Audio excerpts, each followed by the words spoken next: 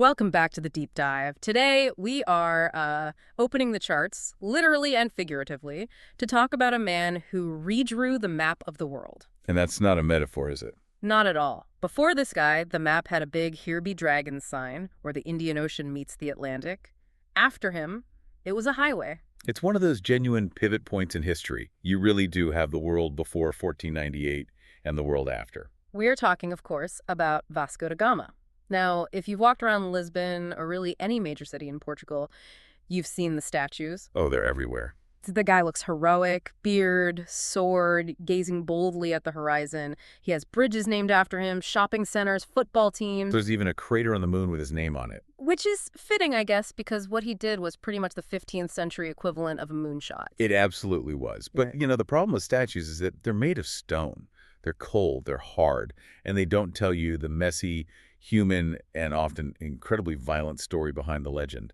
Exactly. And that's our mission today. We want to chip away at the marble and see the man underneath. Because when we dug into the source material, the ship logs, the chronicles, the letters, we didn't find a simple hero. Not at all. We found a walking paradox. A figure of extreme contradictions. That's a perfect way to put it. On one side of the ledger, you have this navigational genius, a man with nerves of steel who connects Europe to Asia by sea, something nobody had ever done. He fundamentally changes the global economy. But on the other side of that ledger, yikes. Yikes is putting it mildly. You have a commander capable of a level of brutality that was shocking, even by the standards of the 1500s. We're talking about a man who used terror as a strategic tool. As a primary tool.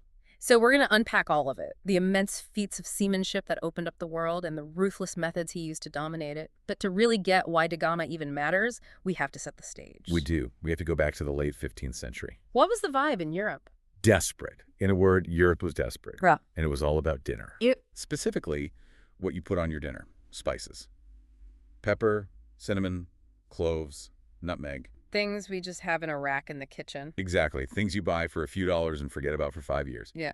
But back in the 1400s, spices were the oil and microchips of the global economy, all rolled into one. So why were they so valuable? Was European food just that bland? Well, yes, partly, but it was so much more than flavor. Spices were preservatives, they were status symbols, they were used in medicine. If you had pepper on your table, you were letting everyone know you were rich. Okay, so massive demand. But Europe had a huge supply chain problem. The bottleneck. The mother of all bottlenecks. That's right.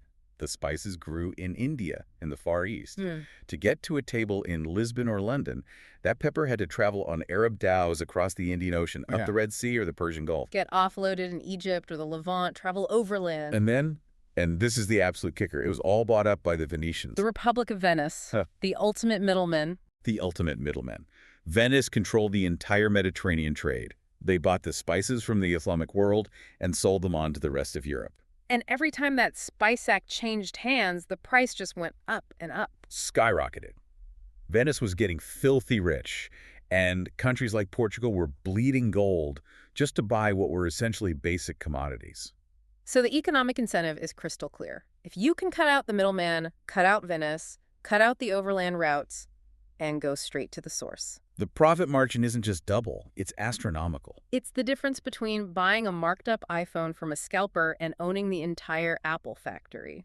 That's a great analogy. So King John II of Portugal, he has this vision. He wants to break the monopoly. He wants to find a sea route around Africa, all the way to India. And this wasn't a sudden idea, right? This was a long-term project. A generational project. You have to give a nod to Prince Henry the Navigator. For decades, Portuguese ships had just been inching their way down the coast of West Africa. Mile by painful mile, mapping the coast, setting up little trade posts. But there was this huge psychological barrier. They didn't actually know if Africa ended. Right.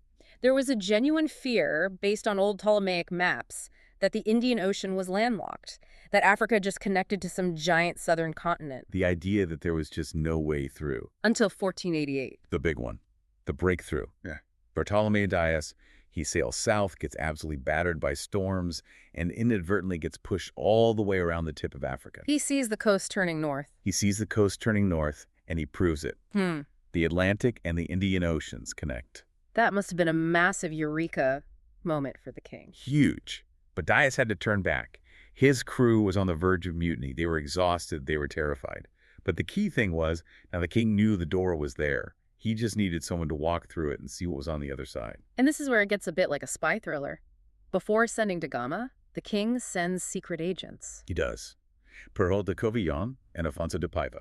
He sends them overland, disguised as merchants. They go through Cairo, down the Red Sea, all the way to India. What's their mission? They're scouting the markets. They're checking prices, figuring out who's in charge, mapping the ports from the inside out. Pure intelligence gathering. So da Gama's mission isn't just a shot in the dark. It's the final piece of a very calculated puzzle. Exactly. The king has the route to the Cape from Dias. He has the market intel from the spies. He just needs a man to connect the two dots. He needs a closer. He needs a closer. And that brings us to Vasco da Gama. So who was this guy? He wasn't royalty, but he wasn't a nobody either. No, not at all.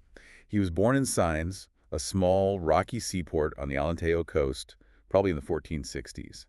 His father, Esteban da Gama, was the governor of the town and a knight of the Order of Santiago. So he comes from a noble military family. A minor noble family, but very well connected. And his mother, Isabel Sodre, she was of English descent, and her family was deeply connected to the Order of Christ. That context seems really important. It's crucial. Vasco isn't just raised as a sailor. He's raised in this atmosphere of the Portuguese military religious orders. He sees himself as a knight, first and foremost. A crusader mentality. 100%. Yeah. He isn't just looking for pepper. He sees himself as a soldier of Christ fighting against the infidel. And that really colors everything he does later on. We actually get a glimpse of his personality before the big India trip.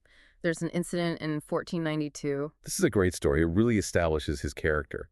French pirates had attacked some Portuguese ships. King John II was furious. He needed someone to send a message. And he didn't pick a diplomat. He picked da Gama.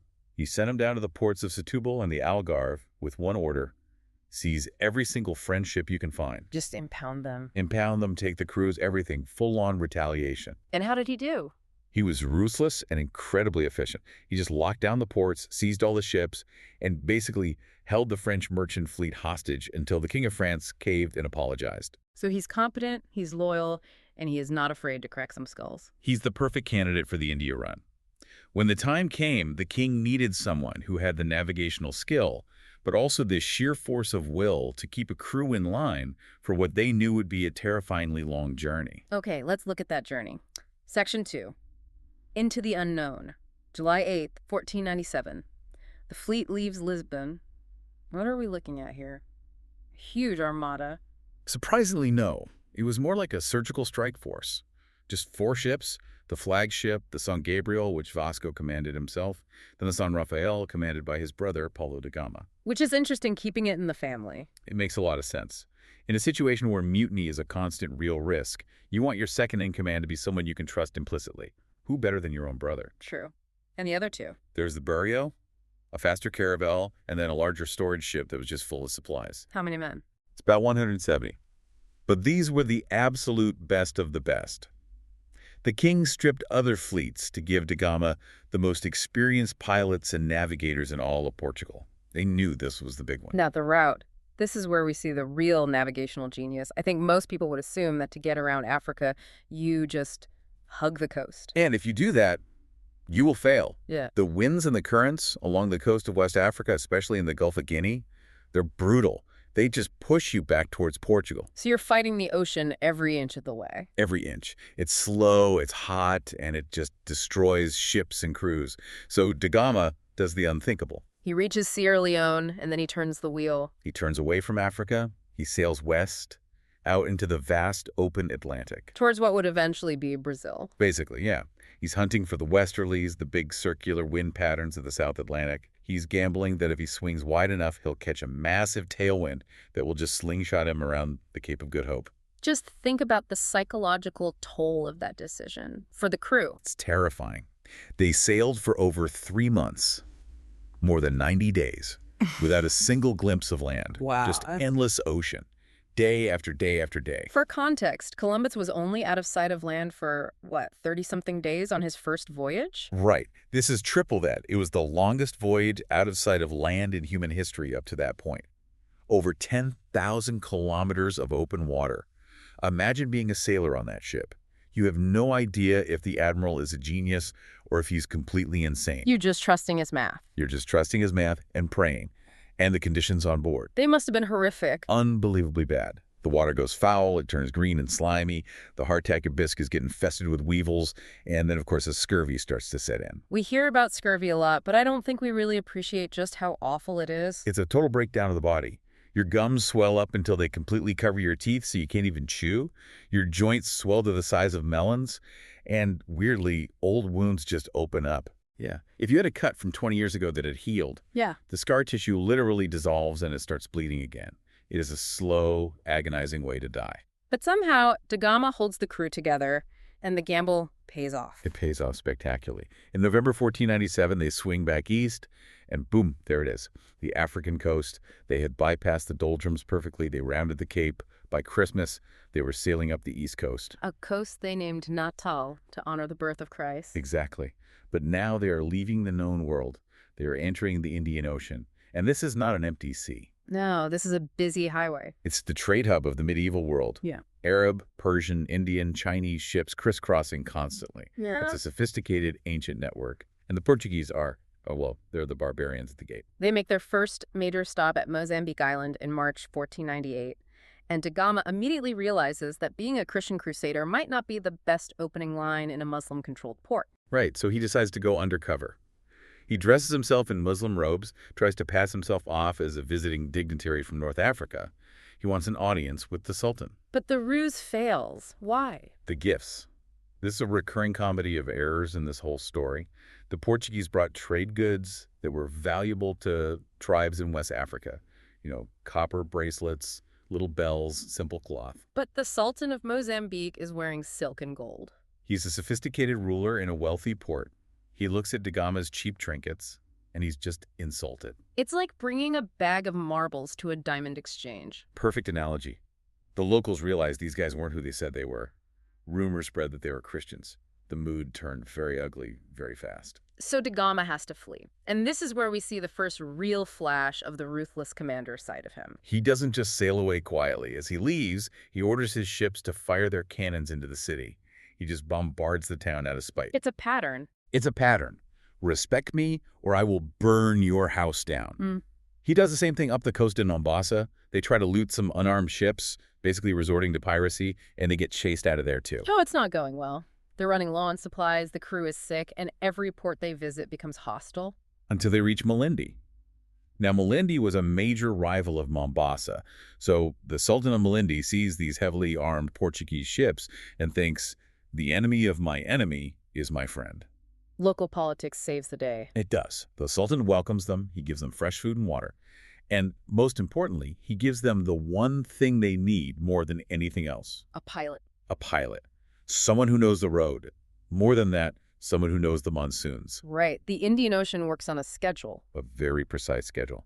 In the summer, the winds blow towards India. In the winter, they blow back to Africa. If you catch the wind, you float across the ocean. If you try to fight it, you die. So they get this pilot, and there's some debate over who it actually was, right? Yeah, legend says it was the famous navigator Ibn Majid, but modern historians think that's unlikely. But whoever he was a pro. He showed da Gama the way. They left Malindi, caught the monsoon. And crossed the entire Indian Ocean in just 23 days. Unbelievably fast. It's a straight shot. And on May 20th, 1498, they see the mountains of the Malabar coast. They drop anchor off Kozhikode, or Calicut, as the Europeans called it. The finish line. They made it. This is the heart of the global spice trade. It's a massive, wealthy, cosmopolitan city. And when da Gama steps ashore, he's greeted by a procession of 3,000 armed nares, the warrior caste of Kerala. A show of strength from the local ruler, the Submarine. Exactly. But then we have this incredible misunderstanding. Da Gama decides to visit a temple. Oh, this is one of those truth is stranger than fiction moments. The Portuguese were obsessed with this idea that there was a lost Christian kingdom in the East, the kingdom of Prester John. They were desperate to find Christian allies. So they walk into a Hindu temple, they see statues of the goddess Parvati. And they think it's the Virgin Mary. They are so blinded by their own confirmation bias that they literally kneel down and start praying. They report back to the king that the people of Calicut are Christians, just, heretical ones, who for some reason paint their saints with extra arms and elephants' heads. It's hilarious, but it just shows how completely out of their depth they were. Totally. But the comedy stops when they get to the palace. Da Gama finally gets his audience with the Zamorin. This is the moment to seal the deal. And we are right back to the gift problem. The gift problem, part 2. Okay. Da Gama presents his offering to one of the richest monarchs in the world, and he offers scarlet cloth, hats, corals, wash basins, sugar, oil, and honey. Hats and honey. Hats and honey. The Zamorin's courtiers laughed in his face. The powerful Muslim merchants who controlled the trade in Calicut had a field day. They must have loved it. They pointed out that an ambassador from a truly powerful king would send gold, silver, jewels. This is the cargo of a common pirate, not a royal envoy. They called him a nobody. They humiliated him. The Zamorin refused to sign a trade treaty. He refused to let Da Gama leave a factor or trading agent behind. He even told Da Gama he had to pay customs duties like any other merchant. Da Gama must have been absolutely seething. Furious. He felt disrespected on every level.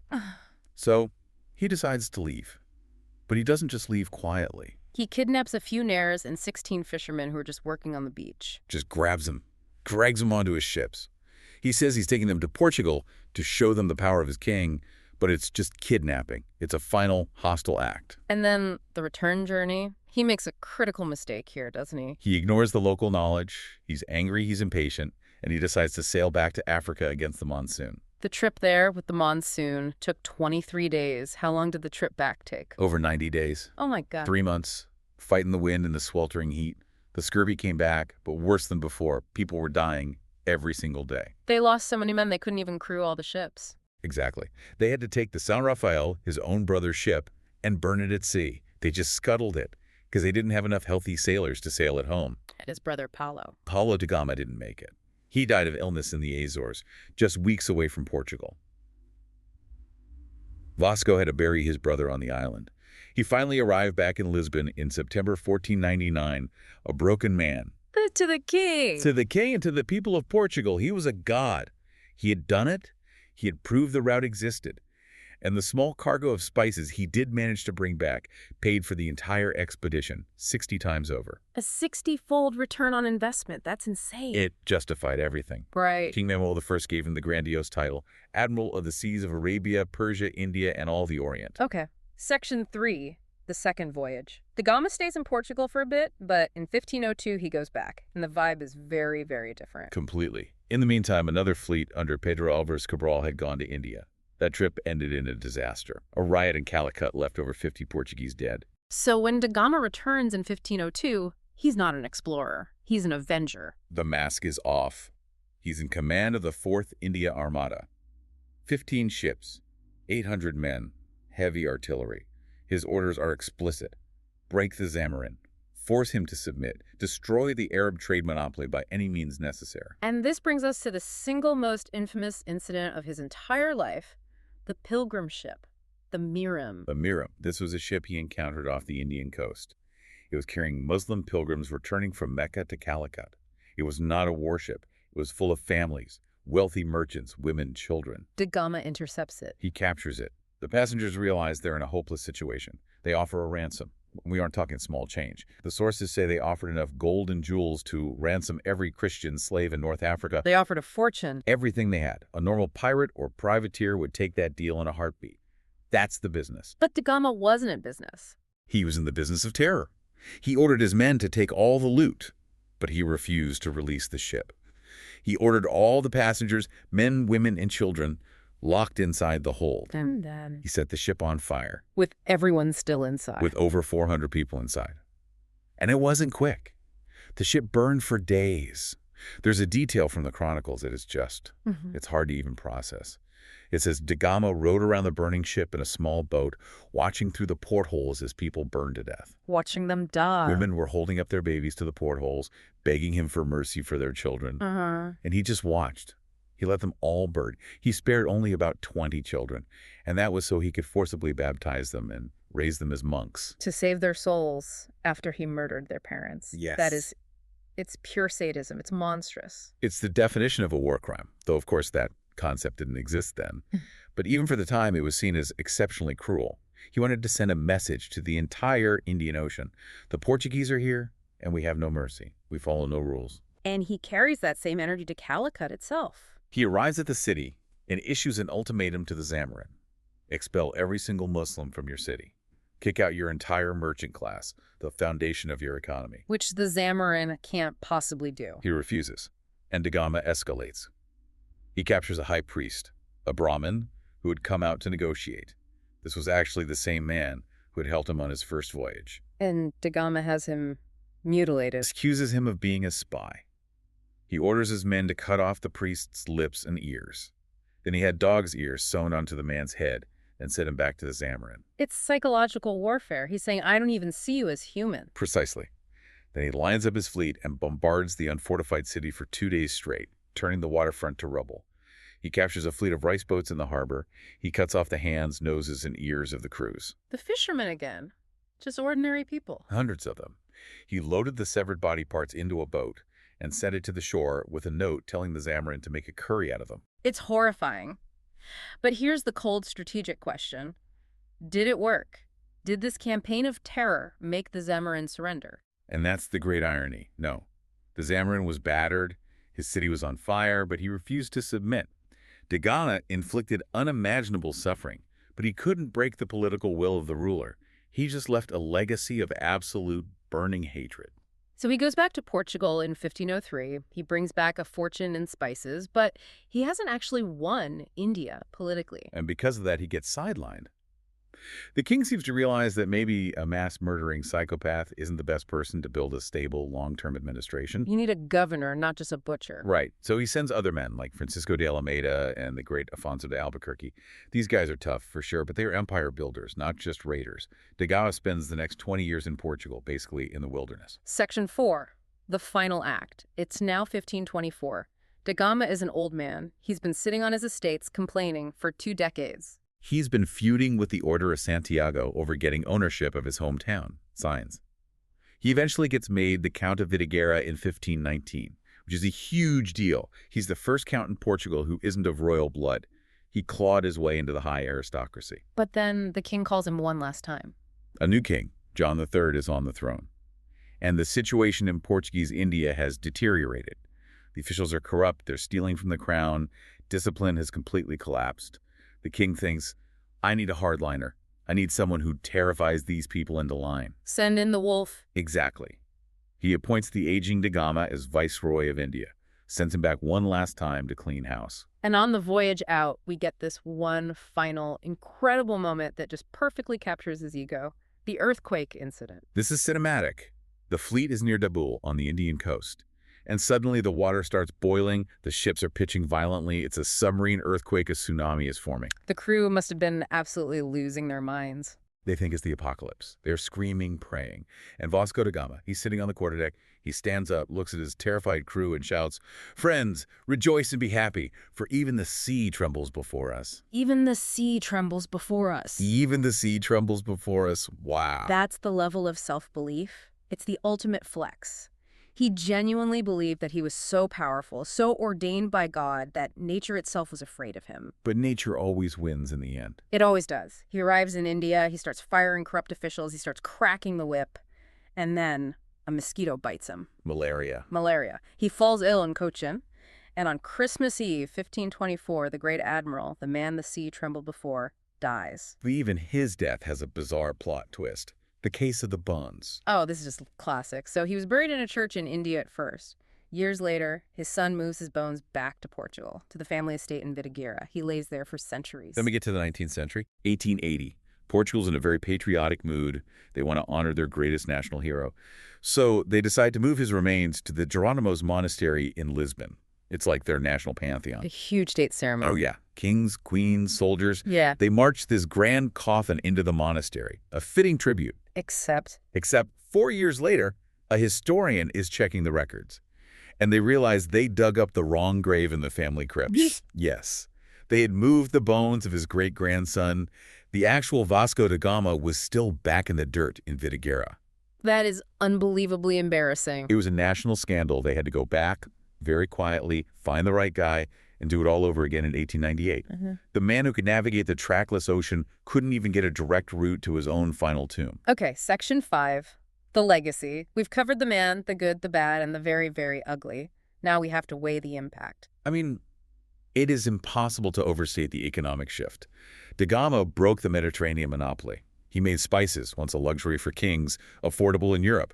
He made Portugal the first true global superpower. He connected the economies of East and West in a way that has never been broken since. He started the age of sea-based global trade. And global imperialism. That's the other side of the coin, isn't it? It is. He didn't just open a trade route, he militarized it. Before the Portuguese showed up, the Indian Ocean trade was largely peaceful. Merchants didn't sail around with heavy cannons on their ships. Da Gama changed the rules of the game. He brought the gunboat to the marketplace. He proved that you could extract wealth through overwhelming violence. And that set the template for the Dutch, the British, the French who followed. The colonial history of Asia really begins with Da Gama's cannons bombarding Calicut. It's fascinating how his image shifts so dramatically depending on where you are in the world. Totally. In Portugal, he's the hero of Os Lusíadas, the great national epic poem by Camões. He's practically a demigod. But in India, he's often seen as a pirate and a villain. You watch modern Indian films like Urumi, and Da Gama is the primary antagonist. He's the bad guy. And looking at the Mira massacre, the mutilations, it's very hard to argue with the bad guy label. It is. You can stand in awe of the seamanship. That massive swing into the Atlantic, the Volta do Mar, is a stroke of pure genius. But you cannot and should not ignore the human cost. The connection of the hemispheres came with a collision of cultures, and Da Gama made sure that collision was violent from day one. So that brings us to our final thought, the big takeaway for you, our listener. We live in a world that Vasco da Gama helped build. Every time you buy a product that was made in Asia, every time you look at a global supply chain map, you are looking at his direct legacy. The world is smaller, more interconnected because of him. But we have to ask ourselves, what was the price of that connection? When we sprinkle pepper on our dinner, we are, in a very small way, participating in a global trade that was forged in fire and blood. So can we separate the discovery from the destruction, or are they two sides of the same blood-soaked coin? That's the question, isn't it? And I don't think there's an easy answer, but it's certainly something to chew on. Indeed. Thanks for taking this deep dive with us. We'll see you next time. Safe sailing.